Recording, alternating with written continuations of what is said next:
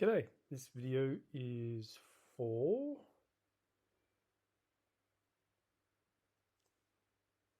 Joel Leak and Fiber CRM. So here we go.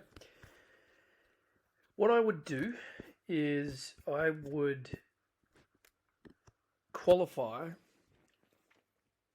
the event type essentially somehow through your line of questioning at the top of the workflow. So here I've got a multi-event booking bot. I'm throwing out an SMS and I'm saying, would you like 15, 30 or 60? Whatever, right? You can come back with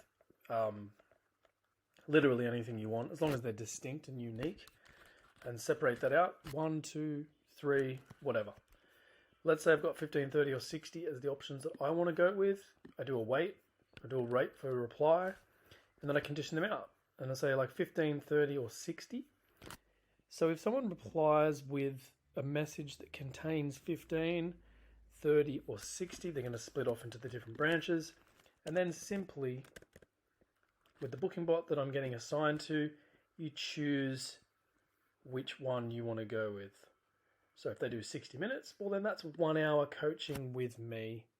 And that's the processing that I want to do. Do you want to book an appointment? Off you go. That's going to ELISA it up. So I'm just going to do an hour, save that, and then just do the same thing every time.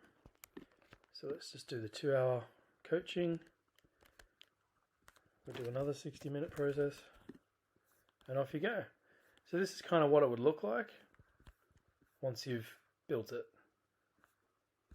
There you go. Hope that answers the question. Hopefully it solves your problem. Cheers.